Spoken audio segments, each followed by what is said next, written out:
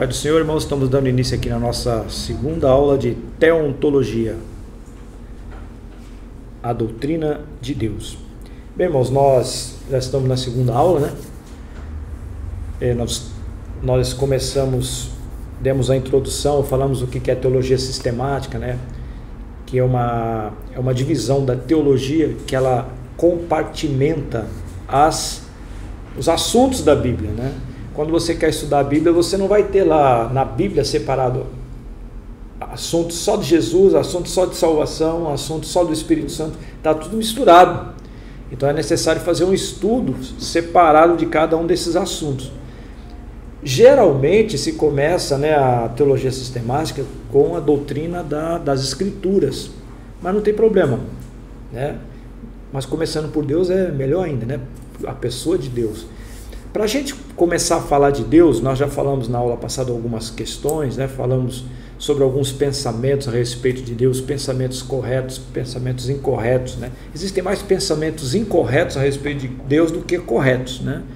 Nós temos aí panteísmo, né? Para eles Deus, tudo é Deus. Nós temos o deísmo, que é aquela ideia de que Deus é um criador que criou, eles acreditam que Deus criou, mas uma vez que Deus criou, ele abandonou a criação e cada um toma conta da sua vida, tipo assim, cada um por si, Deus por todo, mas dele não tem mais interferência na criação, né? Nós temos então panteísmo, deísmo, temos o teísmo, que é o que nós cremos. O teísta crê em Deus, o judeu também é um teísta, porque ele crê em Deus, e o muçulmano também é teísta. Tá? Então são as três religiões teístas, tá? O budismo tem também, ele é politeísta, porque eles acreditam em 2 ou 3 milhões de deuses, né? Confusão, né? É muito Deus, é um panteão de Deus, né? E nós temos também o panenteísta, que é diferente do panteísta, né? O panenteísta, ele é o gnóstico, né? O gnóstico é aquele que acredita que houve uma revolução num lugar, num princípio chamado Arqué, né? E lá teve aquela revolução, saiu uma parte daquele primordial que eles falam, né? Eles não chamam de Deus. É como se saísse um Deus ruim de um Deus mau, né? Um Deus ruim de um Deus bom, né? Ele saiu e criou todas as coisas. Isso é o gnóstico que acredita nisso, tá? Então, esse Deus mau que saiu do Deus bom é chamado de demiurgo. E foi esse demiurgo que eles dizem ser o Deus do Antigo Testamento, né? Que é o Deus mau. Esses dias eu estava falando eu estava dando uma palestra para jovens, e um dos jovens lá da igreja me perguntaram assim: por que o Deus do Antigo Testamento é um Deus irado, um Deus de julgamento, e o Deus do Novo Testamento é um Deus de amor, né? Aí eu já perguntei logo para ele: você é gnóstico? Né? Porque isso é pensamento gnóstico, a ideia de que o Deus do Antigo Testamento é o Deus mau, né? Não é, né? Se Deus do Antigo Testamento fosse um Deus mau, ele não daria mais uma chance para Adão. Concorda comigo? Se Deus do Antigo Testamento fosse um Deus mau, ele não daria a lei para Israel. Quando Israel saiu do Egito, eles estavam sem leis, ficavam 450 anos lá, adorando aquele monte de deuses lá. O Senhor dá a lei para eles, é como se fosse um parâmetro. Deus colocou limites para eles. Isso é amor. A lei é manifestação da graça de Deus. Se o Deus do Antigo Testamento fosse um Deus mau, ele não providenciaria maná todos os dias, com exceção do sábado, apesar que na sexta pegariam dobrado. Que Deus mau é esse? Que proveu água para eles no deserto por 40 anos. Então, não se sustenta essa ideia de que o Deus do Antigo Testamento é um Deus mau. Isso é um pensamento gnóstico, né? Então, o panenteísta, ele diz que esse Deus mau, ele criou, como se houve uma explosão dele nessa criação. Então existem fragmentos desse Deus em tudo. Então o panteísmo diz que tudo é Deus, o panenteísmo diz que Deus está em tudo. Viu aí a diferença? De novo, o panteísta é aquele que você já deve ter visto ou conhecido um panteísta. É aquele camarada que abraça a árvore, que bom. É aquele que vai no pôr do sol, estou sentindo aqui. A gente quando vai no pôr do sol é bonito, né? Mas quando eu vejo o sol se pondo, o sol nascendo, eu não louvo ao sol, eu louvo ao Criador do sol. Essa é a diferença. O panteísta não, para ele o Deus o sol é um Deus, é Deus. A árvore é Deus, a formiga é um Deus. Cuidado para não pisar na formiga, você está matando Deus. Então eles têm essa ideia. Inclusive nessa vibe aí vem os veganos, né? Então tudo tem um porquê, né? Não é vegana não, né, Brenda? Não. Eu gosto de carne, né? Carne é bom, né? Mas você vê como é que as pessoas vão ficando adoentadas, né? Isso é um problema, né? Mas por quê? Por falta de conhecimento. Agora, para a gente começar a estudar as coisas de Deus, né? Porque a teologia, eu falei na aula passada, que a filosofia, ela é a mãe de todas as ciências. Ela é a mãe, né? Enquanto eu estou perguntando, eu estou questionando as coisas, a existência das coisas, eu estou filosofando. Por exemplo, por que esse sol está ali? Quem criou esse sol? Por que ele brilha? Por que ele é quente? Por que ele ilumina? São perguntas que precisam de resposta. A partir do momento que você começa a ter resposta para essas perguntas, vai falar assim, quem criou esse sol foi Deus. A Bíblia diz que quem ele criou foi Deus. Por que ele brilha? Porque ele é uma bola de fogo. Tem não sei quantos milhões de graus lá, tal. E você vai tendo resposta. Então, uma vez que você tem respostas para as suas perguntas com relação ao sol, não é mais filosofia, aí já é uma ciência, já é, sei lá, astronomia, entendeu? Já entra por uma ciência. Aí eu quero estudar sobre o homem. Enquanto eu começo a perguntar, o que é o homem? O homem enquanto ser, o homem enquanto ser pensante, o homem como um ser integrado na sociedade, o homem como uma pessoa de caráter, o que é moral, o que é ética. Aí eu começo a perguntar todas essas questões relacionadas ao homem. Enquanto eu não tenho respostas, é uma filosofia. A partir do momento que eu começo a ter respostas com essas questões do homem, vai abrir dois caminhos aí. Vai sair da filosofia a psicologia e a antropologia, tá vendo? Então a filosofia, ela pergunta, e a ciência, ela já é a resposta. Uma vez que eu tenho a resposta para essas perguntas, então não é mais filosofia, já passa a ser uma ciência. Isso aconteceu com a teologia. A teologia, em princípio, era uma filosofia. Por isso que, para você entender bem a teologia, a filosofia e a teologia, elas andam junto por muito tempo, até a hora de você explicar Deus, né? Aí elas fazem assim. Porque não tem como. Apesar de que São Tomás de Aquino, ele vai explicar de forma racional a existência de Deus. Eu botei aqui, né? E ele é bem interessante. São Tomás de Aquino foi um pai da igreja, da patrística, né? Ano 1200 e alguma coisa. Ele é o top das galáxias da teologia católica, apostólica romana, né? Mas é importante a gente ler as obras dele, a Suma Teológica. Ele faz uma teologia sistemática da Igreja Católica, né? Ele é um homem muito inteligente. Depois eu vou colocar aqui para vocês. Então ele explica de forma racional a existência de Deus. Porque o filósofo não quer saber, Deus é um ser que está lá, ele é transcendente, ou seja, ele está para além daquilo que a gente pode ver. O filósofo vai falar assim, não, mas eu não consigo compreender isso, eu quero alguma coisa mais palpável, eu quero que você me explique o que é esse Deus aí. E a gente, nós cristãos, cremos em Deus pela fé. Tinha um pai da igreja chamado Santo Agostinho, que ele dizia o seguinte, é necessário crer para entender. Então não tem como você entender se você não crer primeiro. Aí passaram muitos anos, né? Aí vem o São Tomás de Aquino, que também é um cristão. Ele disse o contrário, é necessário entender para crer.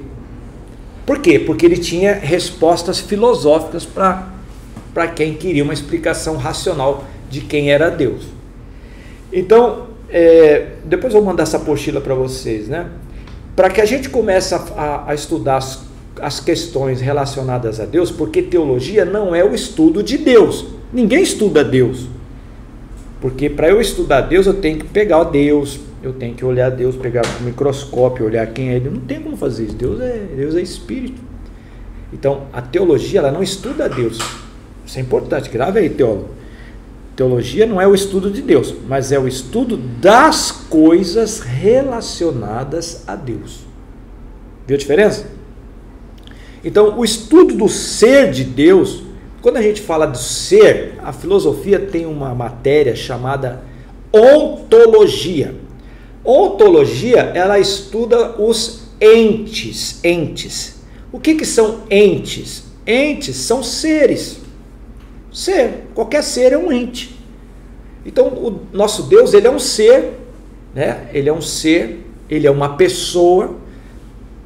Pela psicologia, só é uma pessoa, só é um ser se você tem vontade, se você tem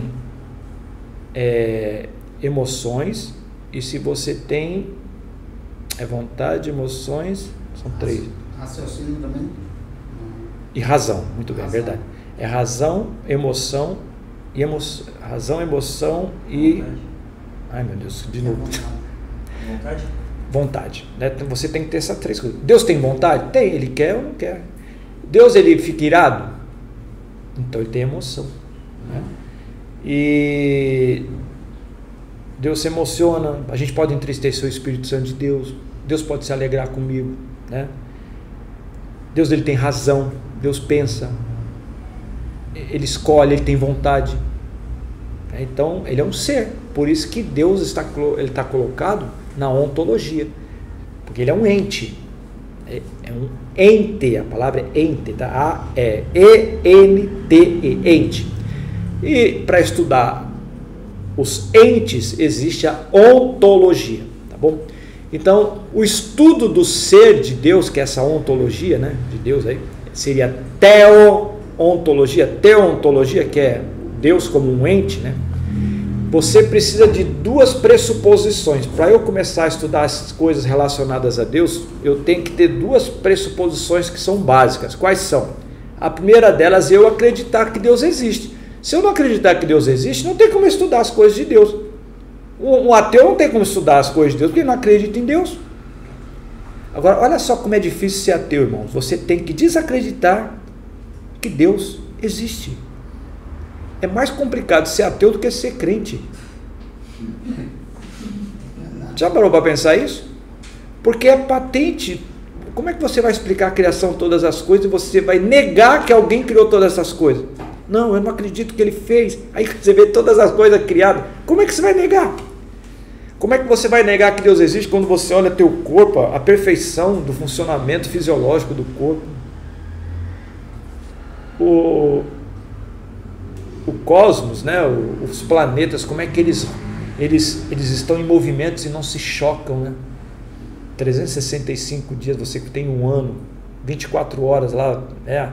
A Terra tem os movimentos de rotação e translação, e a Terra não se choca com a Lua, sempre aquela distância. Você sabia que se o Sol fosse 1 milímetro mais para trás, a gente morreria congelado, se fosse 1 milímetro para frente, a gente morreria torrado? Então foi Deus que fez isso, né? Se a força da gravidade fosse mais forte, a gente não suportaria. Se fosse mais fraca, a gente flutuaria.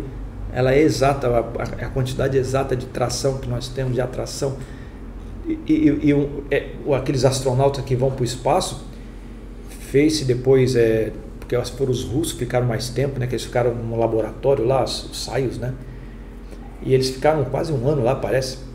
Depois que voltaram, eles perceberam que o organismo, por falta de gravidade, ele começou a sofrer um monte de anomalia. Inclusive, eles não conseguiam mais a coluna, porque você não tem gravidade. Então começa a ter um monte de problema ósseo. Tudo isso afetou por causa da falta de gravidade. Então Deus fez tudo certinho. A gravidade é perfeita para a gente estar com o corpo em perfeitas condições. Então a primeira pressuposições são pressupostos, né? São suposições anteriores, né? Pressuposição. A primeira é que você tem que acreditar, que Deus existe. E a segunda é que Deus se revelou através da sua palavra, não é? Você sabia que Deus revelou através da palavra? E a palavra de Deus, ela apresenta a Deus não somente como Criador, como os deístas dizem, né? O deísta é aquele que diz assim, ó, Deus criou e abandonou. É igual o camarada que dá a corda no relógio, abandona o relógio para funcionar e nunca mais volta. Mas vamos ver um texto da Bíblia para ver se é verdade mesmo isso que a gente está dizendo? Alguém abra para mim aí, Hebreus capítulo 1, versículo 1 ao 3. Hebreus capítulo 1, versículo 1 ao 3. Havendo Deus antigamente falado muitas vezes e de muitas maneiras aos pais pelos profetas, a nós falou-nos nestes últimos dias pelo Filho, a quem constituiu o herdeiro de tudo, por quem fez também o mundo, o qual, sendo o resplendor da sua glória e a expressa imagem da sua pessoa, e sustentando todas as coisas pela palavra do seu poder, havendo feito por si mesmo a purificação dos nossos pecados, assentou-se à destra da majestade nas alturas. Amém. Então, olha só, olha o que diz aqui, a quem constituiu Deus de tudo, a quem fez também do mundo, ao qual sendo o resplendor da sua glória, expressa a imagem de Deus, sustentando todas as coisas. Ele não só fez, mas ele sustenta. O que diz lá em João capítulo 1, versículo 1?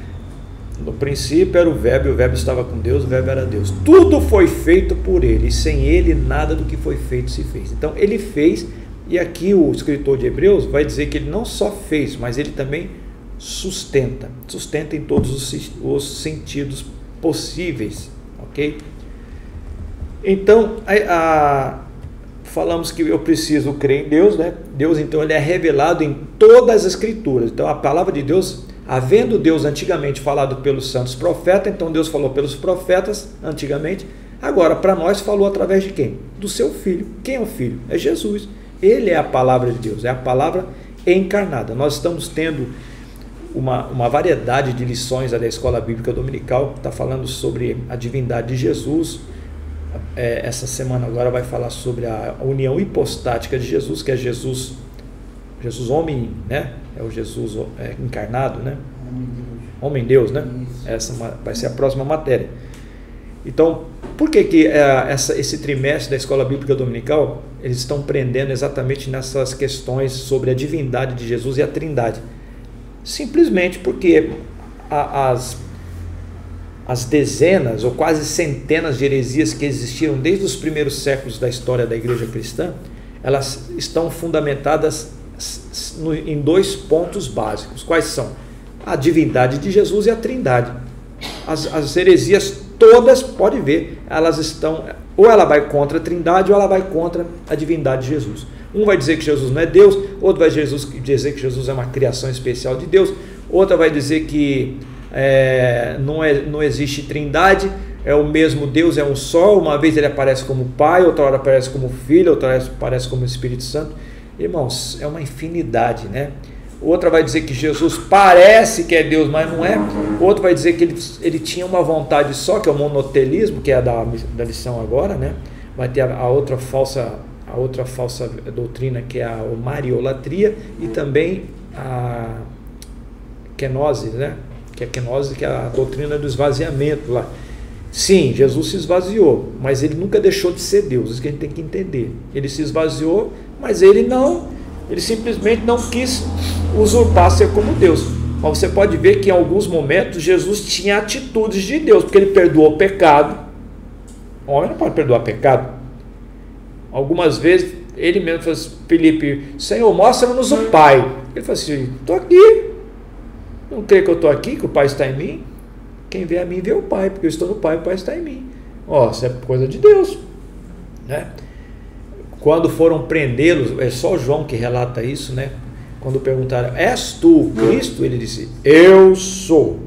Eu mesmo eu sou lá de Êxodo. Jesus, veja só, o Novo Testamento foi escrito em grego, mas Jesus não falava grego ali. A fala de Jesus era em aramaico. Então Jesus falou uma palavra parecida com o que Deus falou com Moisés. E a palavra é R-E, Axé, R-E. Eu serei o que serei.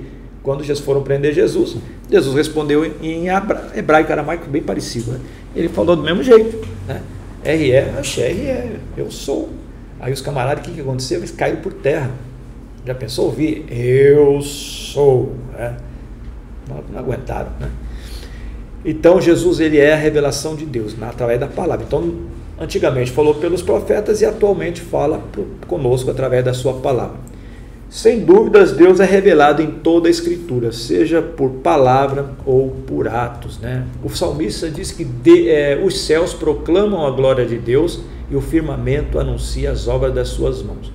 Eu costumo dizer que quando Deus está calado, Ele está fazendo discurso.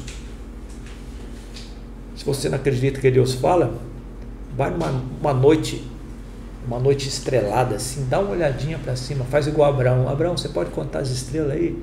Como é que coisa mais linda aquilo ali, né? Olha para o mar, olha para a criação de Deus, né? Então é a perfeição que Deus fez. Agora, como é que Deus se revela para nós? Existem dois tipos de revelação: revelação geral e revelação especial. Eu vou passar para vocês agora, né? O que é a revelação geral? A revelação geral diz respeito ao conhecimento de Deus dado a todas as pessoas. É aquela revelação que Deus dá para todo mundo. Espera aí, pastor, mas tem um camarada na minha rua lá que não acredita em Deus. Mas Deus deu revelação dele para ele também. Ele não acredita porque não quer. E essas pessoas serão indesculpáveis diante do Senhor naquele dia, né? Saiba que as pessoas lá no grande tribunal, lá no trono branco, lá de Apocalipse 21, né? 21, né? Elas não vão ser condenadas porque pecaram. Claro, o que levou elas para lá foi o pecado, mas elas não vão ser condenadas porque pecaram, porque todos nós pecamos. Elas vão ser condenadas porque rejeitaram a Cristo como Salvador. Não creram, né? Não creram. O que diz João 3,17? 16, até minha sogra sabe, né? Deus amou o mundo de tal maneira que deu seu Filho unigênito, todo aquele que nele crê não pereça, ter a vida eterna, né? E o 17? Veio João 3,17.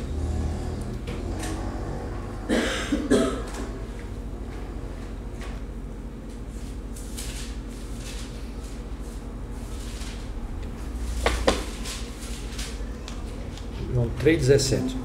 Porque Deus enviou seu Filho ao mundo, não para que condenasse o mundo, mas para que o mundo fosse salvo por ele. Isso aí, Junei, né? Junei, né? Volney. Volney. Por que então que Deus, ele não veio condenar o mundo? Por que ele não veio condenar? O anterior diz, porque Deus amou o mundo da maneira que mandou seu Filho unigênito para que todo aquele nele crê não pereça, mas tenha vida eterna. Porque Deus não enviou seu Filho para condenar, mas para que o mundo fosse salvo por ele. Por que Deus não mandou Jesus para condenar, Brenda? Por quê?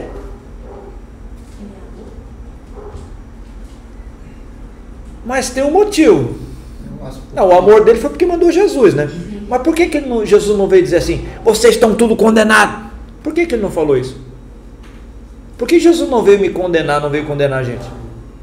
Porque já estávamos condenados, irmão. Todos pecaram e destituídos estão da glória de Deus. Jesus ia perder tempo, falar assim, vocês estão tudo perdidos, já estava perdido mesmo. Entendeu? Então Jesus não veio condenar. Então veja, as pessoas lá no final, as que rejeitaram, claro, o que nos separa é Isaías 59, 1 e 2, né? As mãos do Senhor não estão encolhidas para que não possa salvar, nem os ouvidos tapados para que não possa ouvir, mas os vossos pecados, fazem separação entre vós e vosso Deus para que não vos ouça. Claro que é o pecado que vai fazer separação entre nós e Deus, para que Deus nos ouça, não nos ouça. Mas o principal motivo daquelas pessoas estarem lá foi porque rejeitaram o Salvador, e eles vão ser condenados pelo pecado que eles cometeram.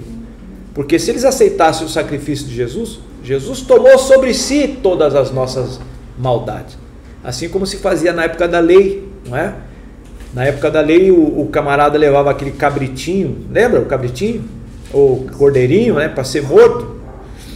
E lá em Levítico diz que eu pequei, né? Aí eu tinha que levar o cordeirinho até na porta do tabernáculo ou do templo, né?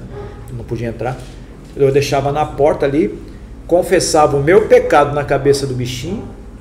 Eu mesmo, o ofertante, eu deveria matar o bicho, mas antes de eu matar o bichinho, passar a faca na goela dele, o sacerdote, o levita, vinha para inspecionar a minha oferta. Ele não vinha para me ver. Isso aqui é importante. Ele vinha saber se o cordeiro não tinha nenhuma mancha.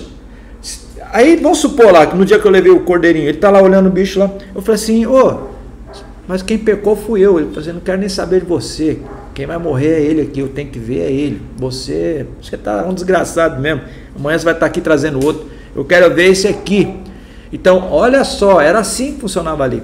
Então quem tinha que ser perfeito não era o pecador, mas era quem ia morrer por ele. Não podia ter nenhuma mancha, nenhuma mácula, nenhuma quebradura. Tinha que estar perfeito, não podia ter bicho berne, aqueles bichos, a mosca que dá. Nossa, já viu o bicho berne? A mosca bota um ovo lá e cresce lá, uma larva, né? Horrível. Então tinha que estar perfeito. O que significa isso? Que o Cordeiro de Deus, quando Jesus estava na fila para ser batizado lá, e o João olhou de longe, já teve aquela revelação, eis ali o Cordeiro de Deus que tira o pecado do mundo. Então, a partir do momento que nós cremos nesse Cordeiro que é Jesus, todas as minhas mazelas, meus pecados foram lançados sobre ele. Vai se cumprir Isaías capítulo 1. Ainda que os vossos pecados forem vermelhos como a escarlata, serão brancos como a neve, e ainda que sejam vermelhos como o carmesim, se tornarão brancos como a lã, por causa do sangue do Cordeiro de Deus. Só que a lei, você tinha que fazer, todo dia tinha que repetir isso. Aí amanhã o taranto vai de novo com o outro, depois da manhã de novo, daqui a semana inteira, haja cabrito para morrer no lugar desse cara. É muito pecado demais. Aí o que aconteceu lá em Hebreus? O escritor vai dizer, estando Deus farto de sangue de bode, de boi, de cordeiro, de cabrito, de pomba, ele mandou o seu filho. Jesus foi o cordeiro e foi o sacrifício perfeito, o único, melhor, superior, maior e definitivo. Não precisa mais matar bicho nenhum. Entendeu? Então hoje nós somos salvos por fé no Cordeiro que morreu por nós. Então essas pessoas que vão ser julgadas lá são pessoas que não quiseram esse sacrifício, tá? Então elas vão ser julgadas por isso. Então tudo isso para falar por causa dessa revelação especial, a revelação geral, né? Essa revelação geral, todo mundo tem essa revelação de que há um Deus. Você quer ver como é verdade que todo mundo sabe que tem um Deus? Porque as pessoas que não adoram ao Deus que nós adoramos, elas vão buscar adorar um outro Deus. Por quê? Porque elas têm um vazio existencial, né? E para preencher esse vazio, que é do tamanho do nosso Deus, é só o nosso Deus. Mas eles procuram encher com outras coisas que não são Deus, ou não são deuses. O Jeremias vai falar isso para o povo lá, né? Jeremias foi um profeta que sofreu, tadinho, né? 40 anos pregando para o povo e o povo não se converteu, meu irmão. Ele chorava pelo povo, você não ouve a palavra de Deus, eu vou orar a Deus. Chegou uma hora que Deus falou assim, para de orar por eles que eu não vou ouvir mais. Já pensou um negócio desse? Deus mandou ele parar de orar. Depois você lê lá o livro de Jeremias, né? O inimigo dava mais valor a ele do que o próprio rei. Ele falou assim, rei, pelo amor de Deus, Deus já está falando, já há mó tempão, o senhor tem que se entregar para o rei da Babilônia. A ordem de Deus era eles se entregarem para o rei da Babilônia, para Nabucodonosor, que não ia acontecer nada. Deus proveu esse escape, misericórdia, ao Deus do Antigo Testamento, misericórdia, de novo, se entrega lá para Deus, para Nabucodonosor, que não vai fazer nada com você. Não, eles tudo em pecado, adorando outros deuses, adorando a rainha do céu, né? Primeiro foi o Joaquim, depois Joacás, né? Foi uma sequência de reis terríveis lá. E ainda tem a última conversa do rei, acho que o Joacás, né? Chegou e falou assim, Jeremias, vem cá, você tem uma palavra de Deus aí? Rapaz, a palavra é se entrega. Ah, tá bom, eu vou já ouvi que você falou, mas não fala nada para ninguém não. Mas ele não tomou decisão de medo dos outros lá da corte, né? E o que aconteceu? Mandou jogar ele no calabouço com pão e água, o profeta. Quando os inimigos invadiram Jerusalém, o rei tentou fugir, pegaram o rei, levaram ele para onde estava Nabucodonosor. Quando o rei Nabucodonosor viu que era o rei de Judá, né? pegou, matou os filhos desse rei na frente dele para ele assistir e furou os olhos do rei com a espada, para que a última imagem que ele tivesse foi dos filhos morrendo na frente dele. Olha que gente boa que era esse Nabucodonosor, né? Mas culpa do rei que não quis dar ouvido ao profeta. Aí o Nabuzaradã, que era um representante do rei Nabucodonosor, quando chegou lá em Jerusalém, falou assim: cadê Jeremias? Jeremias, como é que ele sabia de Jeremias? Cadê Jeremias? Me traga Jeremias aqui. Aí souberam, ele está lá no calabouço, traz ele aqui. Falei, vão matar Jeremias, tadinho. Nada. A fama de Jeremias tinha chegado lá na Babilônia, que o Jeremias, por ordem de Deus, mandava, por muitos anos, tinha mandado ele se entregar para Nabucodonosor, e eles não se entregavam. E o Nabucodonosor mandou ordens a respeito de Jeremias, para que tratasse Jeremias bem, e deram até presente para ele. Quando está lá no capítulo 39, depois de Jeremias, você vê lá, o Nabuzaradã, ele fala assim: você que é Jeremias? Sou.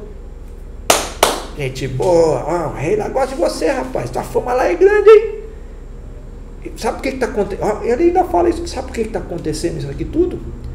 Porque vocês desobedeceram ao vosso Deus, ainda tomaram a lavada do ímpio. Pois vê lá, em Jeremias 39. Aí ele, poxa, que bom, tá? E inclusive ele falou o seguinte: mandou aqui para você um presente, tá aqui esse monte de presente para você, deu um monte de presente para ele, e ainda mandou perguntar para você: para onde você quer ir? Você quer ir comigo para lá, para a Babilônia?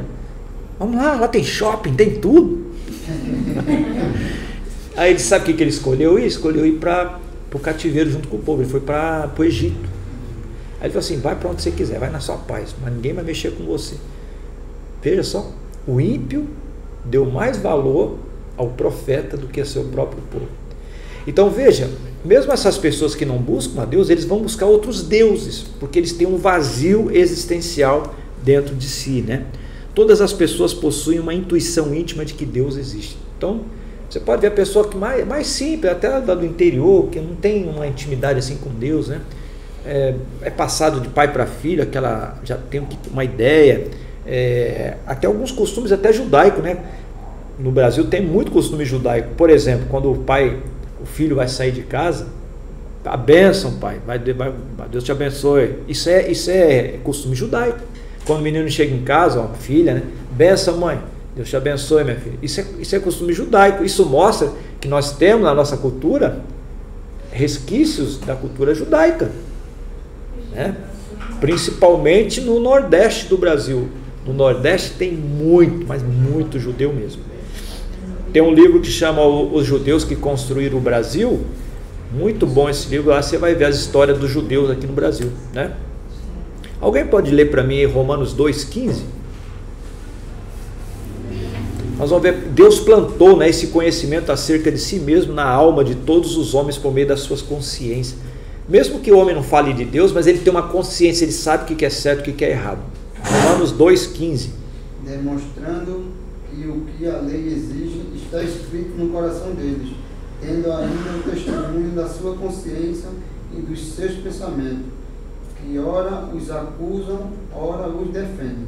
Isso. Se alguém um dia perguntar para vocês, e vão perguntar, e essas pessoas que nunca ouviram falar de Deus, o que vai ser delas? Já ouviu falar isso? Tem umas perguntas aí que o pessoal, ai meu Deus, e agora que eu vou? Tranquilo, irmão. Manda ele ler Romanos capítulo 2. As pessoas que nunca ouviram falar de Deus, elas vão ser julgadas segundo a sua consciência, porque a consciência foi uma balança, um prumo que Deus colocou na vida do homem, moral, para que o homem saiba o que é certo e o que é errado. Quando chegaram aqui os exploradores, os colonizadores do Brasil, não só aqui, mas em outros lugares onde tinham os indígenas, né? Você sabe que os indígenas, quando eles chegaram aqui, eles andavam tudo pelado, né? A carta de Pero Vaz de Caminha lá, ele conta lá que os homens, as mulheres andavam tudo nu, né? Ele fala assim, inclusive, ele, não sei se foi o Pero Vaz de Caminha, mas foi ele mesmo, que ele vai falar assim: não existe pecado do lado de baixo da linha do Equador, porque para eles andavam pelado, para eles era como se fosse normal, né? Eles não tinham vergonha, né? E você vai perceber que quando eles chegaram aqui no Brasil, mesmo na visão dos portugueses, né, esses índios não tinham assim uma cultura, veja bem, eu estou botando entre aspas aqui, né, Eles não tinham a cultura europeia, mas o índio tem cultura, pô. Ele tem a comida dele, ele tem a fala dele, ele tem o idioma dele, ele tem a maneira que... Eles têm processo de irrigação, eles têm, o índio sabe tudo isso aí. Ele está no meio do mato lá, ele sabe o mato que serve para diarreia, para tosse, para cachumba, ele sabe tudo. Aí eu falar que o camarada não tem cultura? E o índio é mais esperto que nós, porque quando o índio está tentando falar português, ele fala, ele não fala português direito, mas ele fala português e ainda fala a língua dele, você não fala. Só fala uma e olha lá, né? Não sei quanto já estuda. Né? O índio é mais esperto que nós. Né? Mas você vai ver que o índio, mesmo no seu estado, mais uma vez aqui, primitivo, na minha perspectiva, na minha visão, se você chegasse lá na cabaninha dele, lá na oca dele, lá, e pegasse o machadinho dele lá, o instrumento dele, e levasse, isso aqui é meu. Ele fala, esse machado aqui é meu. Eles têm noção do que é meu, é seu. Essa mulher é minha, essa criança é minha, aquela capivara lá é minha, aquela anta lá é minha, né? Eram os bichos que tinha aqui, né? Inclusive era muito difícil falar sobre que Jesus era o Cordeiro de Deus, porque no Brasil não tinha cordeiro, sabe disso, né? Não tinha? Não, cordeiro é animal lá do Oriente, da Europa, né? No Brasil tinha anta, capivara. Não tinha. É sério. Nas missões foi difícil você explicar. Né? Não, sim, você tinha que falar de Jesus, que Jesus foi capivara de Deus. Foi uma pessoa, né, que morreu no nosso lugar. Mas você não podia usar cordeiro aí. O que é cordeiro? Depois, uns 10, 20, 30 anos que já estava o português vindo para cá, eles trouxeram tudo, né? Inclusive lá no Oriente também não tinha milho. O milho foi levado aqui o Colombo, né? O Colombo descobriu primeiro a América antes do Brasil, né? Ele levou lá da área do Panamá, daquela área de Cuba, ali os índios já plantavam milho. Na Europa não tinha milho. Quando a Bíblia diz que os discípulos estavam comendo espiga, é espiga de trigo. Não tinha milho. Já pagou o ingresso já. Né? Então tem que tudo conceito histórico, né? Então quem levou o milho para a Europa foi Colombo. E quem trouxe o cordeiro para o Brasil foram os portugueses e espanhóis. Cavalo não tinha. Quando em o Cortés, quando ele veio para invadir também ali a América Central, eles trouxeram 7 cavalos dentro das caravelas, né? Quando os índios viram os cavalos e eles montados em cima de cavalos, eles acharam que eram deuses. Não tinha cavalo aqui. Não, Taranto, mas eu já vi filme de cowboy que os índios tinham cavalo. Mas foram os espanhóis que trouxeram. Não tinha cavalo aqui. Isso foi em 1500 por aí? Foi, os Estados Unidos foi descoberto em 1492, né? Colombo começou ali por Miami, aquela região do Panamá, Miami, né? Aí o Cortés, ele descobriu ali aquela parte de Cuba, ali, também Panamá, aquela região ali, não, México, né? E o outro lá que descobriu o Peru. Cabral, né? Não, Cabral foi aqui. É o Francisco Pizarro, ele descobriu o lado oeste da América do Sul, Equador, Peru, porque eles foram lá para roubar prata e ouro dos incas, né? Então o teólogo tem que conhecer a história, cara, tem que conhecer a história, porque essas coisas não vão influenciar na Bíblia, vai influenciar, você tem que ter mais ou menos um focozinho assim, né, para saber. Então você vai ver que mesmo esse pessoal aí, não conhecendo ao Deus, nosso Deus de Israel, eles já tinham um conceito, mesmo o índio, os índios brasileiros adoravam o sol, era Jaci, a lua, que era Guaraci, a mãe das águas, que era Iara, não era Iara, a mãe das águas? Pô, só aprendi que a tia Maricota no primário, pô. Era um deus, era uma entidade, eles eram animistas, né? O que é um animista? Animista é aquela pessoa, o egípcio era animista. Os animistas, eles acreditam que o fato do rio estar se movendo tem um espírito que move ele. O vento é um espírito. A chuva é um espírito. O vulcão, quando entra em erupção, é uga-uga, tá bravo, vão matar alguém para placar a ira de uga-uga. Eles tinham essa ideia, irmãos, era isso.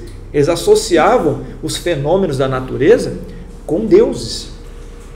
Você quer ver como é verdade? E Deus, sabendo disso, quando Moisés... Qual foi o primeiro milagre que Moisés fez lá diante do faraó? A água em vinho, né?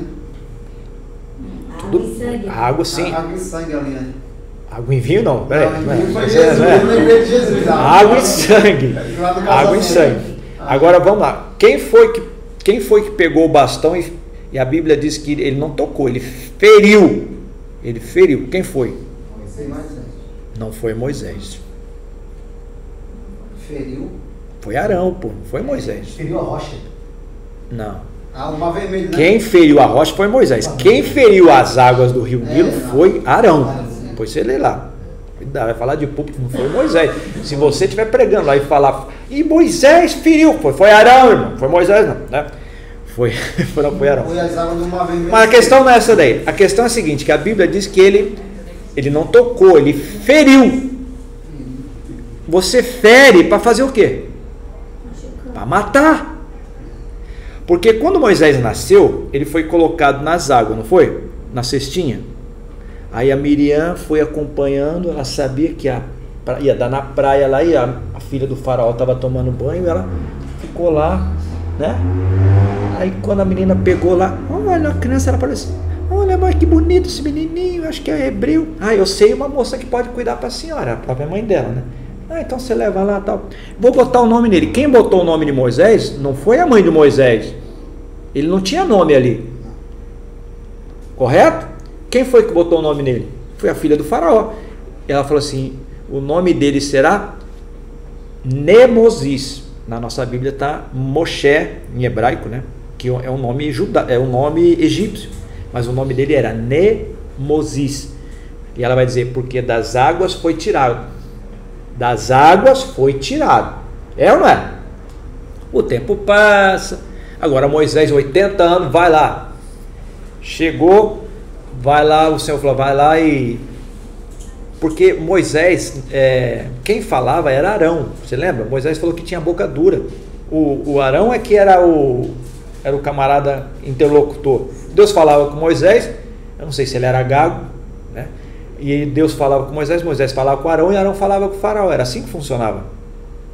E o Arão estava com a vara na mão, e o Senhor falou para Moisés, pode ferir água aí, Arão, manda bala, manda dá uma paulada aí na água aí. Então ele feriu. Quando ele feriu, ele matou. Porque eles acreditavam que o rio Nilo era um deus. Então aquele sangue é a morte do rio. Nunca tinha pensado nisso. Não, essa não. Ele matou o deus Ne. O nome dele é Nemozis. Ne é o deus, Ne. Mozis é gerado pelo deus Ne. Isso aí é em aramaico ou Nemozis? Não, egípcio. Egípcio. Não tem um deus, não tem o faraó Ramozis?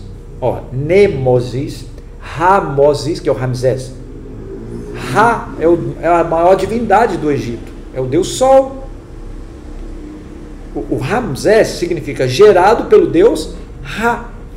Tem o Tutmoses, que seria Tutmosis, que é gerado pelo deus da sabedoria. Tudo que termina em Moses é gerado. E o Moisés significa aquele que foi gerado pelo deus das águas. Porque quando chegou naquela cestinha, a menina acreditou. Existe uma lenda, isso não está na Bíblia, tá? Existe uma lenda de que essa moça aí, a filha do faraó, ela tinha ficado viúva porque o marido dela tinha ido lutar na guerra e ela ficou viúva. E ela não tinha filho. E ela entendeu que o rio, o deus Ne, tinha presenteado ela com aquela criança. Isso não está na Bíblia, tá?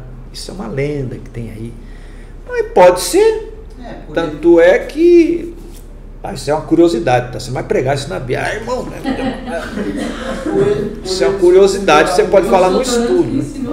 Não, isso é uma lenda. Faz sentido, né? É uma lenda. Tá gravado aqui, não adianta. É uma lenda, né? Mas como aqui nós estamos estudando, então você pode ouvir em outro lugar alguma coisa parecida, você já sabe. Pode falar assim, falar alguma coisa. Faz sentido, né? Porque por eles considerar o rio ali um deus, né? Isso aí faz sentido. Todas as pragas que vieram depois das moscas, dos piolhos, depois foi a rã, né? Rã, piolho, mosca, ferida, vai. Até a 9ª praga, qual foi a penúltima praga? Foi sempre em cima de uma divindade. E a penúltima também foi em cima da divindade maior. O que aconteceu na penúltima praga? A última foi a morte do primogênito. E a penúltima? Acabei de falar aqui. O nosso Deus ele foi desbancando uma por uma das divindades egípcias. Foi da rã, né? A rã foi a segunda. A penúltima ficou 3 dias escuro. Trevas. Quem era o Deus maior deles? Sol. Ra, o Deus Sol. Havia 3 sacrifícios para o Deus Sol. Os sacerdotes faziam 3 sacrifícios diários. Era o sacrifício do nascer do sol, lá pelas 4:30 da manhã, quando ficava aquele vermelho no horizonte, eles faziam o primeiro sacrifício, matavam um animal lá, tudo. Aí tinha um segundo sacrifício, que era quando o sol estava meio-dia, matava animal lá também, em homenagem ao Ra.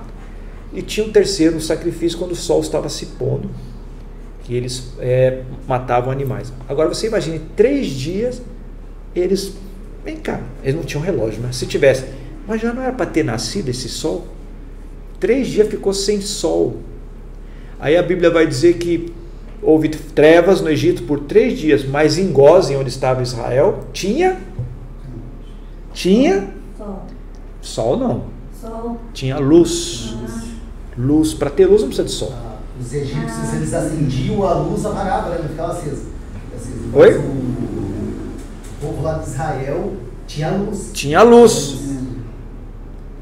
Para ver luz, irmão, não precisa de sol. Qual foi a primeira criação de Deus? Haja luz. O sol foi criado no 4º dia. E só para... Nosso Deus é igual de contrariar. Para existir planta, a planta precisa água e de sol, né? Não precisa de sol? É ou não é? Para fazer fotossíntese? Sim. Só que o sol foi criado no 4º dia. E Deus criou as plantas no 3º. E tem planta que você Porque já tinha luz. Ela não precisa de sol, ela precisa de luz. Entendeu? E é interessante esses detalhes na Bíblia. Havia trevas no Egito, mas em Gósen havia luz.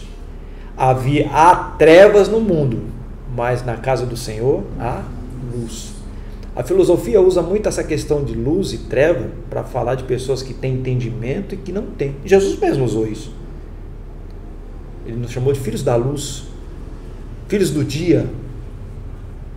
Aquele que anda de dia não tropeça. De dia. Ele não está falando de andar de dia. Ele está falando de dia, mas não é esse dia, né? Jesus usava conceitos filosóficos para ensinar os discípulos. Você quer um exemplo muito forte? A época que Jesus se manifestou, no ano 33, alguns dizem 30 porque Jesus não nasceu nos anos 0, né? Jesus deve ter nascido no ano 4 ou 5 antes de Cristo, né? Antes de ter começado a contar. Mas, enfim, quando ele nasceu num contexto que estava dominando a filosofia. E o que a filosofia buscava ensinar? Ensinavam que o importante para o homem era a busca da virtude, né? E também um estado pleno de vida que ele não tivesse perturbação. Então você não podia deixar que as coisas exteriores influenciassem, tirassem a sua paz interior. Entendeu? Quem pregava isso, quem era? É aqueles lá que o apóstolo Paulo combateu lá em Atos 17, os epicureus e os estoicos, né? Eles diziam assim, você, para ser feliz, você não pode deixar que as coisas de fora perturbem, tire o teu sossego, a tua paz. Aí Jesus vai dizer o seguinte lá em João: deixo-vos a minha paz. Porque os filósofos buscam essa paz interior, né? E Jesus vai dizer: deixo-vos a minha paz, mas eu não vou lá dou como o mundo dá. Que mundo é esse? Os filósofos. O mundo, o cosmos, são os filósofos, é a filosofia. Porque a filosofia dizia que você só tem paz quando você não tem aflição. Não é isso que eles pregavam? Não vos dou como o mundo a dá, né? Porque a paz que Jesus dá é diferente. Por quê? Porque a paz de Jesus não significa ausência de conflito. Não significa que você não vai ter problemas. Mas a paz que Jesus promete é aquela paz que, ainda que você tenha conflitos exteriores, esses conflitos não vão te abalar e não vão te tirar a paz. Ele está combatendo um pensamento filosófico, entendeu? Então Jesus, ele usa muito, Paulo também vai usar muito, Paulo vai fazer até citação de filósofo, né? e também de poeta. A gente aprende que quando a gente cita Jesus, a gente acha que essa paz é paz o tempo todo, né? E quando vem as lutas, as dificuldades, é que a gente começa Você vai ficar aflito, né? Você vai ficar aflito, mas não é aquela aflição de tirar e vai, meu Deus, me jogar do prédio para não ter solução. Não, você vai sentir, mas vai falar assim, não, eu sei que Deus vai me dar um escape. Ó, vai ficar aflito, mas aquilo você vai dormir. Não vai precisar de remédio de tarja preta para dormir. Ou não vai acordar de madrugada com o coração parecendo, você vai sair pela boca. E acontece, né? Então é esse o conceito. Então veja que Deus colocou no homem, então, essa revelação geral para todo mundo que há um Deus. Só que infelizmente as pessoas vão procurar um caminho ou outro. O Jeremias vai falar assim, vocês cometeram duas loucuras. A mim me deixaram a fonte das águas vivas e cavaram para vocês cisternas rotas que não podem suster as águas. Então o povo tinha cometido dois pecados, largaram a Deus e cavaram cisternas rotas. E o homem que não tem Deus, ele faz exatamente isso, largam a Deus e vão cavar uma cisterna de água podre para tentar matar a sede, mas não vai matar essa sede, não vai, porque para tapar esse buraco, essa lacuna, esse vazio de Deus, é só o Senhor que pode tampar. Coisa boa, irmão, quando a gente está assim, passando perrengue, e a gente sente aquela brisa, aquela coisa que você começa a chorar através de um hino, vai no culto, ouve uma palavra. Não é assim? Isso não tem explicação, né? Não tem preço isso. E essas pessoas no mundo não têm isso. Não tem. É bem verdade que as emoções podem causar esse tipo de sentimento também. As emoções, elas nos enganam. Às vezes o camarada está lá, uma música, até um acorde, é sabido isso, né? Até um acorde num teclado ali, você pode trazer emoção, mas quebrantamento é só a presença do Espírito Santo de Deus. Vocês não estariam aqui se não fosse pelo mover do Espírito Santo, eu duvido. Tem alguma coisa a mais, além da tua vontade, que te traz aqui. Tem alguma coisa além da minha vontade que me traz aqui, que me leva segunda-feira aí para o dólar em Camboriú, quarta-feira eu vou dar lá na sede, sexta eu vou estar aqui de novo, quinta eu vou estar lá no Esperança. Faço com alegria, com amor, né? E é uma coisa a estar para além da nossa vontade, né? A segunda razão pela qual chamamos essa revelação geral é pelo fato de não dar detalhes sobre o ser de Deus e sua obra. Ou seja, não é possível só por meio dessa revelação saber sobre a queda. Então, apesar que Deus se revela para todo mundo, eu posso até, como eu falei aqui, aquela pessoa que vai no pôr do sol, né? Eu vou lá no Rio de Janeiro, era muito comum ir lá no Arpoador, lá em Copacabana, né? A divisa Copacabana com Ipanema, aí tem uma pedra lá, uma laje, né? Aí o pessoal fica lá e é bonito mesmo, você vê lá, aí tem um pessoal que chora, aquela coisa toda. São os sinestésicos lá, né? Sentindo Deus, aquela coisa toda. É bonito, mas só isso não revela, apesar de eu possa até olhar, poxa, realmente existe um Deus para fazer uma coisa tão bonita, mas só essa visão, ela não é capaz de me explicar o plano de salvação. Eu preciso de alguma coisa a mais, entenderam? Então, embora essa revelação geral ela exista, ela por si só não pode salvar o homem. A gente vai precisar de uma revelação especial. Todos nós, além dessa revelação geral, poxa, não é possível, deve existir Deus, essa é a geral.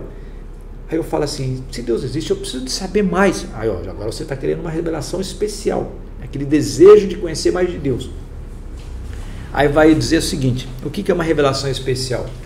Diferentemente da revelação geral, a qual todos os homens têm a oportunidade de receber por meio da criação, a revelação especial só é possível por meio da palavra de Deus.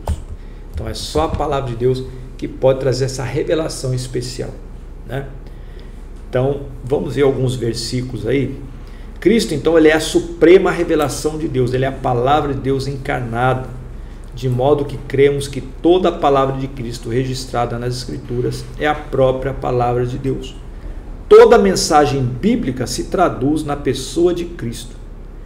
Ele é a revelação máxima e suprema de Deus ao mundo, e a Bíblia testifica isso. Nós já lemos lá, havendo Deus, Hebreus 1, né? Antigamente falado pelos seus santos profetas, nesses últimos dias nos falou através do seu Filho. Então já falou, já mais um texto, né? Temos outro texto aqui, que é João 14, versículo 8 a 10.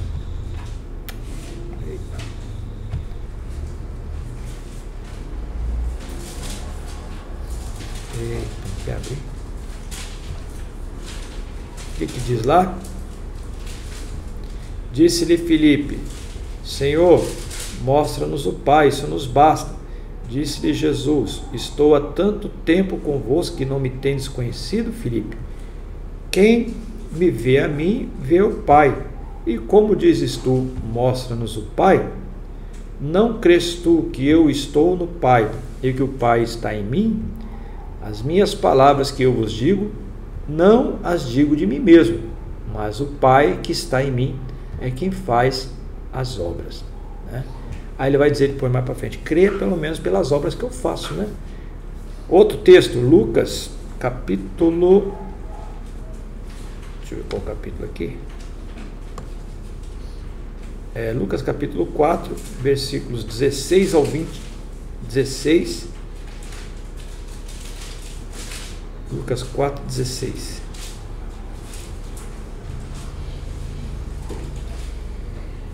Pode ler? Pode ler. O que achou? Lucas 4, 16. Chegando a Nazaré, onde foi criado, entrou na sinagoga num dia de sábado, segundo o seu costume, e levantou-se para fazer a leitura. E vai até o 21. Entregaram-lhe o livro do profeta Isaías. Ele o abriu e achou o lugar em que estava escrito: o Espírito do Senhor está sobre mim, porque me ungiu para anunciar boas novas aos pobres. Enviou curar os pobres, curar os quebrantados, né? Enviou-me para proclamar libertação aos presos, e restauração da vista aos cegos, para pôr em liberdade os oprimidos, e para proclamar o ano aceitável do Senhor. E fechando o livro, devolveu ao assistente e sentou-se. E os olhares de todos na sinagoga estavam fixos nele. Então ele começou a dizer: hoje se cumpriu esta passagem da Escritura que acabais de ouvir. Que coisa tremenda, hein? Em Nazaré, a terra dele, ele foi na sinagoga. E você sabe que quando a pessoa vai na sinagoga para ler, não é a pessoa que vai ler que escolhe o que vai ler, né? É quem dirige, é o príncipe da sinagoga, o dirigente da sinagoga, igual o Jairo era um príncipe da sinagoga. É o dirigente lá que pega o rolo e dá. Chegou lá o Cícero: Cícero, a leitura hoje é essa aqui, eu que escolho, não é você, né? E o dia que Jesus foi para ler justo esse texto de Isaías, né? Capítulo 61, que é exatamente a manifestação de Jesus como Messias, quando ele fala que o Espírito do Senhor está sobre mim, né? Porque ele me ungiu. Aí no final ele vai dizer, aí ele entregou o rolo, sentou, todo mundo olhando para ele assim, e ele: hoje se cumpriu aqui essa profecia. Já pensou? O pessoal que estava lá vendo a profecia se cumprir de 600 anos antes? Porque Isaías viveu 600 anos de Cristo, 600 anos antes, né? E é interessante essa questão de Jesus como o Messias, porque o Messias tinha que cumprir algumas demandas, né? Quando o João Batista estava preso, veja só, João Batista, né? João Batista que pregou lá, e ele que diz que Jesus é o Filho de Deus, tira o pecado do mundo, né? Que é o Cordeiro de Deus, tira o pecado do mundo. Foi João Batista que, quando foi batizar Jesus, falou assim: eu preciso vir a ti, vem tu a mim. Ele não queria nem batizar Jesus por medo, pavor, né? Tu está batizando Deus. Veja, ele tinha a revelação completa de Jesus. Mas quando ele foi preso, eu não sei o que aconteceu com João Batista, que ele chamou um dos discípulos dele e ele ficou meio perturbado. E ele falou o seguinte: vai lá e pergunta para ele, para Jesus, se era ele mesmo que haveria de vir ou nós temos que esperar outro. Ele ficou em dúvida. E os discípulos foram: Jesus, o João Batista está preso lá. Ele mandou perguntar para o Senhor se o Senhor mesmo é o Messias que haveria de vir ou nós temos que esperar outro. Porque se fosse esperar outro, ele ia morrer, não tem como, né? Aí ele falou assim: espera um pouquinho aqui. Foi o que Jesus fez isso. Ele falou: espera um pouquinho. Traga um cego aí, veja. Traga um paralítico aí, ande. Traga um leproso aí, seja limpo. Vai lá e diga para ele que cegos estão vendo, leprosos estão sendo limpos, paralíticos estão andando. Os meninos ficaram assim: João é o cara mesmo. Ele fez na hora milagre para eles pudessem levar, para dizer que Jesus tinha vindo. Mas quando ele estava batizando ali, que viu Jesus do outro lado, esse é o cordeiro que tira o pecado do mundo. Não foi ele que falou isso? Foi João? Foi João que falou. Então, porque eu não acabei de falar. Ele vai falar uma coisa dessa. Mas João Batista é um como nós, né? João Batista é um... E a gente também não tem um dia que está lá em cima e tem dia que está lá. Ninguém é assim, né? Tanto é que aquele eletrocardiograma, né? Quando você faz, ele está sempre assim, ó. Se ficar parado, o que acontece? Está morto, mano. A vida do ser humano tem que ser assim, ó. Né? É assim, não é que tem que ser assim, né? É quase impossível você ter uma vida, né, zerada. Se ficar assim, tá morto, mano. Então tem que ter o pico para cima, para baixo, né? Esse para baixo não pode ir muito para baixo, não. É aquela, né? Levanta de novo, né? É assim. É o que tem para hoje, é assim. Então vamos lá. Para reflexão e discussão, né? A hora passa rápido, né? Como sabemos que Deus existe, né? Alguém pode me responder aí? Nós falamos aqui, como a gente pode saber que Deus existe? Natureza. Através. Né? Alguém aqui já leu o livro Cristianismo Puro e Simples? Você pode ler tudo aí, né? Não leu, não? Cristianismo. Não, a Brenda. Tem o livro do C.S. Lewis, né? Chama Cristianismo Puro e Simples. Ele era filósofo, né? Ele é um filósofo cristão. É o que escreveu a Crônicas de Nárnia. Ele falou o seguinte no livro dele. Inclusive esse livro Cristianismo Puro e Simples, se você dividir em 3 partes, se tiver, não estou lembrado quantas folhas tem, quase 200 parece, 150 parece. Das 50 páginas, as 50 primeiras páginas dele, ele vai usar só para falar sobre a existência de Deus. E ele vai falar que a existência de Deus ela é provada em 2 formas. Primeiro, que ou é provado pela criação do universo, e é verdade, eu acabei de falar aqui, o universo, eu acho que foi o Einstein que falou, ou foi o Einstein, foi o Newton, que o universo, não, a matemática é o alfabeto com a qual Deus escreveu o universo. Porque o universo ele trabalha de forma matemática e exata. Os planetas não se chocam, né? Como uma explosão vai acontecer isso para o Big Bang? Big Bang vai causar caos. Não tem como uma explosão formar processos não é complicado. Tem processos simples e processos complexos, né? Processo complexo. Um exemplo: se eu pegar num terreno ali, eu sou um crente da teoria do Big Bang. Eu acredito que da explosão as coisas se organizam todinha. Então eu vou pegar um Fusca velho, vou botar no meio de um terreno abandonado e vou botar uma bomba dentro dele. Esse Fusca vai ter que se transformar numa Ferrari. Porque não foi o que aconteceu com o Big Bang? Teoricamente, é uma explosão que se transformou nessa coisa toda complexa. Se eu botar uma bomba dentro de um Fusca, vai virar o quê, irmão? Vai ficar pior ainda do que estava. Então tá furada.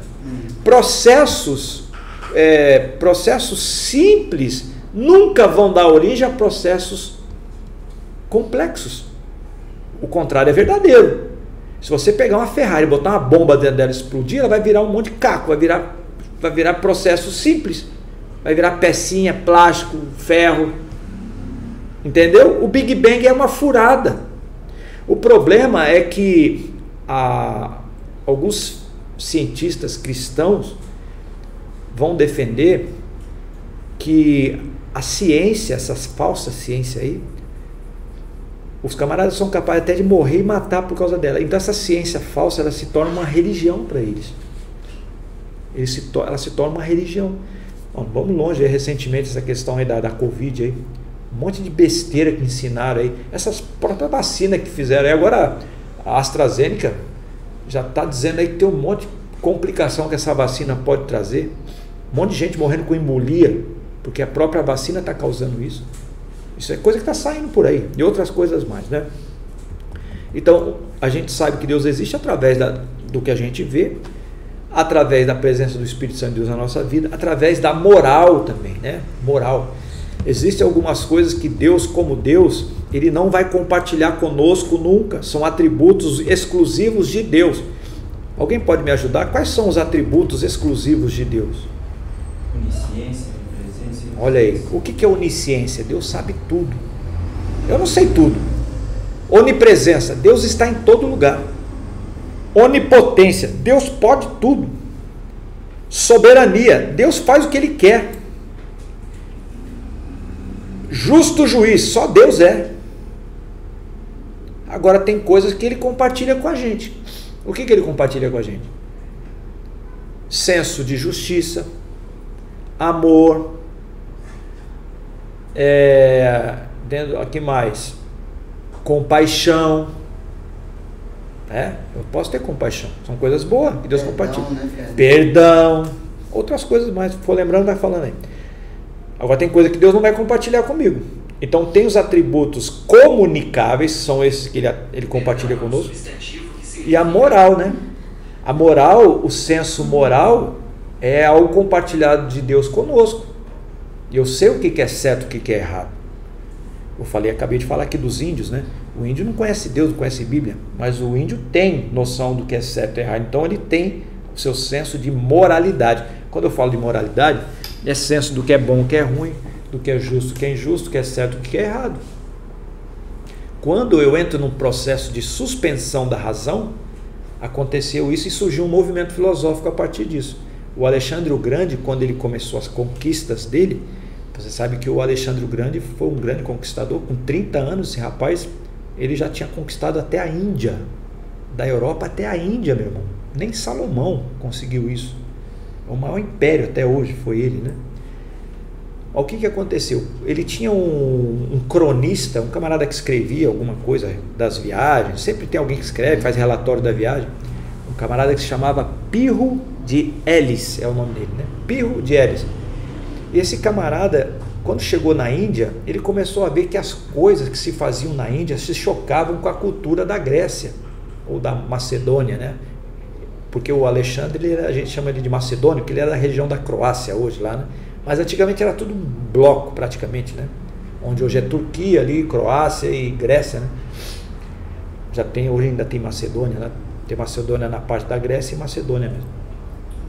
Então esse camarada começou a ver que as coisas que era normal, que era certo na Grécia, na Macedônia, lá na Índia estava errado. O que era errado lá na Grécia era certo na Índia. Era tudo contrário. Você sabe que na Índia os islâmicos também, um homem de 60 anos, ele casa com a menina de 7 anos. Sabe disso? Lá na Índia, assim, algumas castas fazem isso, né? E o que acontece na Índia, principalmente? Quando um homem que casou com 60, quase 70 anos, casou com a menina de 10, quem vai morrer primeiro, pela lógica? O homem, né? Só que lá tem uma... Dentre as castas, dentro dessa crença de algumas castas lá, quando morre o marido, a mulher tem que morrer junto. Meu Deus. E eles são queimados e a esposa tem que ser queimada junto, viva. Cruzes não, mano. É. Lembrou da minha sogra, cruz credo. Não, Mas é assim lá, até hoje. Né? Ainda em alguns lugares é assim. Então esse Pirro de Hélice começou a ver isso, ele começou a entrar em parafuso, ele entrou em choque. Ele falou assim, olha, se eu começar a ver essas coisas aí, porque lá o que é certo aqui é errado lá, o que é errado lá aqui é certo. Então, se eu entrar nisso aí, eu vou entrar em parafuso. Então ele entrou num estado chamado de suspensão da razão. Então ele não sabe mais o que é certo, o que é errado. Para mim, quando eu estiver na Índia, não existe certo nem errado. A verdade vai ser relativa àquele lugar. É de onde vem relativismo, vem exatamente dessa chamada epoqué. Epoqué é essa suspensão da razão. Vem do Pirro de Hélice. E foi daí que surgiu um grupo filosófico chamado de ceticistas, são céticos. Cético não é aquele que não acredita em Deus. O cético é aquele que faz suspensão da razão. Ele, olha, eu não vou dizer se é certo, se é errado, se é bom, se é... Eu vou ficar na minha. Entendeu? Então, faz parte também de um tipo de pensamento, né, com relação às coisas de Deus. É da onde vai surgir a verdade relativa, já ouviram falar? Ah, isso é relativo. É relativo porque naquele lugar é certo. Para mim, onde eu estou é errado. Mas enquanto eu estiver lá, vai ser certo. E vice-versa. O que é certo para mim lá, aqui pode ser errado. Aí tem uma frase, né? Tudo é relativo. Tudo é relativo. E é o que Paulo prega lá, né? Paulo fala lá, tem uma parte que ele fala, que é errado para mim. Não, ele vai falar o que é... uma coisa lá, né? Que é bom, que é... Não, ele vai falar assim... Não, ele está falando do pecado. Ele está falando assim, o que é bom eu não faço. O mal que não quero, esse faço. Mas ele falou também lá sobre os irmãos, não escandalizar os irmãos lá que... Sim, se você come carne, né, não te faz mal nenhum, bem lembrado. Não coma carne para não escandalizar o irmão que ele pode não entender, né?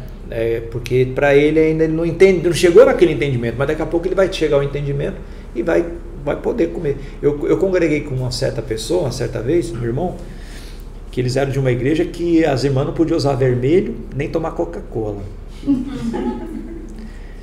Eu no começo eu brincava assim, mas depois eu respeitei, né? Mas o tempo passou e ele foi se juntou com a gente, né? Aí depois ele mesmo falou assim, rapaz, eu era tão...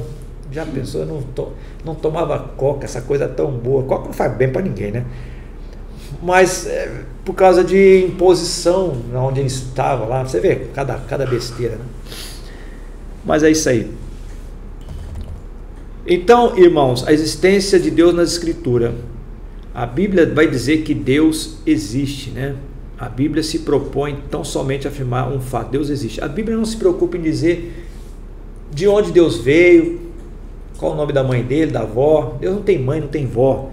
Deus é eterno, né? Um dia, com certeza, nós vamos ter uma eternidade para saber da origem de Deus, né? Se é que tem, não tem origem. É um poder sobrenatural, né? Não tem. Agora, esse Deus que era... Deixa eu usar os termos aqui, que faz parte da lição, né? Da nossa lição aqui. Porque nós falei na quarta-feira por irmão lá, mas não sei se o Adão falou para vocês na sexta. Nós temos um termo com relação a Deus, é o chamado transcendente, e tem o Deus imanente. Transcendente é o Deus, né? É aquele Deus que é igual aquela mulher lá de João capítulo 4. Onde é que a gente deve adorar a Deus? É em Jerusalém ou é aqui no monte, né? Aí Jesus vai falar, Jesus ali é o verbo encarnado, né? Jesus fala assim, não, mulher, você não é, vai chegar um dia, mulher, que não vai ser nem aqui, não vai ser nem em Jerusalém, nem nesse monte aqui. E vou dizer mais uma coisa, aí não perdeu a oportunidade, falou, vocês adoram o que vocês não sabem, nós adoramos o que a gente sabe, que a salvação vem do judeu. Mas deixa para lá. Vai chegar um dia, e para você chegou hoje, que Deus é Espírito, e é necessário que a gente adore a Deus em Espírito e em verdade. Deus está à procura desses que adorem a Ele em Espírito e em verdade, e são a esses que Deus está à procura, né? Aí fica aquele vazio, aquela lacuna. Daqui a pouquinho ela fala assim, eu sei que quando o Messias vier, ele há de nos ensinar todas as coisas. Aí Jesus olhando assim, sabe nada, inocente, né? Pega a canequinha, dá uma bicada na água, ela olhando para ele assim, eu sou o que falo contigo, né? Na hora que ele falou isso para a mulher olhou, largou o celular, a bolsa, foi para a cidade falar, venham, esse homem falou sobre tudo, sobre a minha vida, não é esse o Messias, não é esse o Cristo. Daqui a pouco veio a cidade inteira, ela deu testemunho na cidade, a cidade inteira veio para falar com Jesus. Daqui a pouco o pessoal da cidade falou, olha, mulher, já não é mais pelo que você falou, nós mesmos temos visto, né? Mas ela foi uma missionária lá na cidade. Então, ela conhecia um Deus transcendente. O Deus transcendente é aquele Deus que a gente, né? Apesar que esse Deus a gente adora ele em espírito e em verdade. Mas ela teve a oportunidade de ver o Deus imanente. Quem é o Deus imanente? É o Deus que você podia pegar. É o Deus que João botava a cabeça no peito, né?